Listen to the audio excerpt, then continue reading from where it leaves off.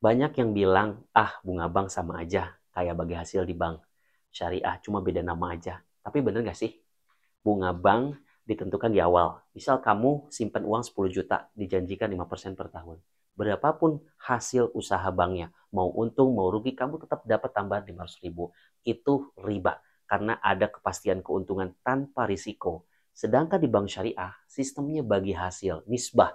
Kalau usahanya untung, kamu dapat bagian sesuai dengan kesepakatan.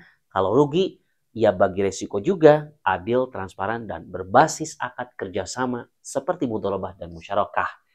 Intinya, bunga itu fix dan pasti, riba.